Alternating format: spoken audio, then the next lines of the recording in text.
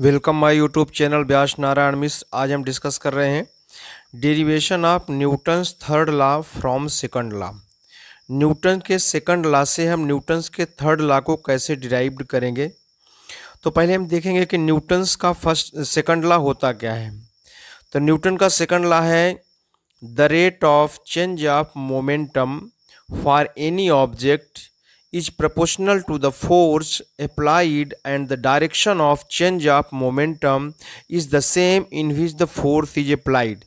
इसका मतलब ये हुआ कि यदि किसी ऑब्जेक्ट का मोमेंटम p है, यदि किसी ऑब्जेक्ट का मोमेंटम p है और उस पर फोर्स f लग रहा है, तो जो मोमेंटम में चेंज होता है टाइम के रिस्पेक्ट में dp/dt है ना, वो जो है फोर्स के प्रोपोर्शनल होता है।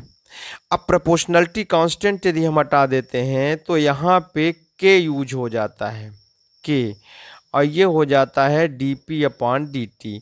ये दोनों जो है वेक्टर क्वांटिटी है, मोमेंटम और फोर्स भी वेक्टर क्वांटिटी है। तो ये जो कॉन्सेप्ट है ये सेकंड लॉ का कॉन्सेप्ट है, न्यूटन के सेकंड लॉ से। अब हम न्यूटन के सेकंड लॉ से हम न्यूटन का थर्ड लॉ डिराइव करेंगे। तो कैसे डिराइव करेंगे इसको हम देख रहे हैं। तो यदि हम ये मान लें कि एक ऑब्जेक्ट है उसका मास m1 है और एक और ऑब्जेक्ट है उसका मास m2 है, ठीक है ना, एक और वो एक दूसरे से इंटरेक्ट कर रहे हैं, उनका मोमेंटम p1 और p2 है। मोमेंटम वेक्टर क्वांटिटी है इसलिए वेक्टर यूज किया गया है यहाँ पर। अब यदि उन पे हम ये कंसीडर करें कि एक दूसरे पे कोई फोर्स अप्लाई नहीं हो रहा है, there is no external force applied on them, उन दोनों के बीच में कोई एक्सटर्नल फोर्स नहीं लग रहा है, तो जो न्यूटन का सेकंड लॉ है, तो अभी अभी हमने देखा कि क्या होता है dp/dt जो है f के इक्वल होता है। तो चूंकि एक्सटर्नल फोर्स नहीं लग रहा है तो f equal to d/dt vector p1 plus vector p2। चूंकि यहाँ दो ऑब्जेक्ट हैं तो p1 प्लस p2 टोटल आ जाएगा इक्वल टू 0 हो जाएगा, क्योंकि एक्सटर्नल फोर्स नहीं लग रहा है। हम ये कंसीडर कर रहे हैं कि एक्सटर्नल फोर्स नहीं लग रहा है, तो 0 हो गया। अब यहाँ से हम इसको अलग अलग लिख सकते हैं dp1/dt plus dp2/dt equal to 0।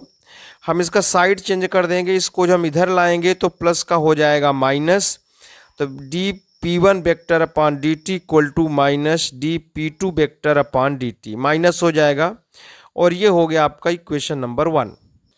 अब न्यूटन्स के सेकंड लॉ से हम देखते हैं कि यदि हम लिख रहे हैं dp1/dt तो इसको हम रिप्रेजेंट कैसे करते हैं फोर्स के फॉर्म में, तो इसको हम लिखते हैं वेक्टर f12 लिखते हैं, 12 ध्यान रखना। अगर dp1 वेक्टर/dt है तो इसका मतलब होता है f वेक्टर f12।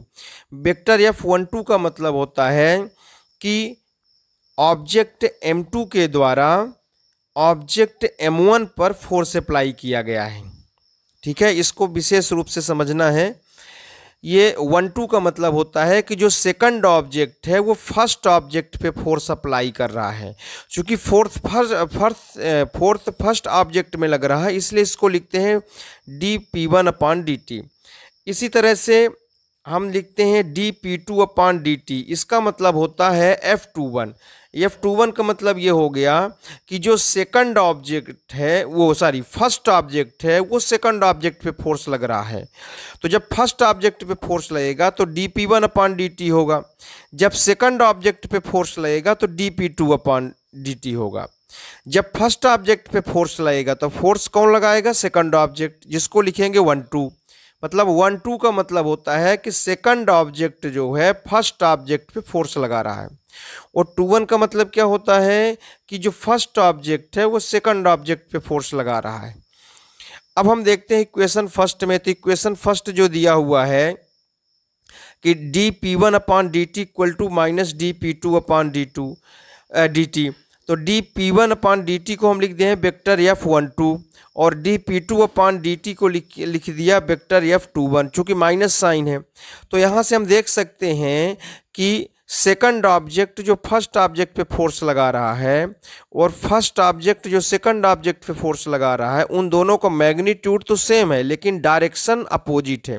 ये डायरेक्शन कहाँ से एक्सप्लेन हो रहा है? ये माइनस साइन से। ये माइनस साइन ये बताता है कि सेकंड ऑब्जेक्ट जो फर्स्ट ऑब्जेक्ट पे फोर्स लगा रहा है और जो फर्स्ट ऑब्जेक्ट सेकंड ऑब्जेक्ट पे फोर्स लगा रहा है, तो उन दोनों का मैग्नीट्यूड तो सेम है लेकिन फोर्स का डायरेक्शन अपोजिट है। यही न्यूटन्स का थर्ड लॉ है। क्योंकि न्यूटन्स का थर्ड लॉ क्या है? To every action there is always an equal and opposite reaction. इसका मतलब प्रत्येक एक्शन के अपोजिट एक रिएक्शन फोर्स लगता है जिसका मैग्नीट्यूड सेम होता है और डायरेक्शन अपोजिट होता है। इस तरह से हमने डिस्कस किया। कोई प्रॉब्लम हो तो आप कमेंट बॉक्स में कमेंट कर सकते हैं। Thank you very much.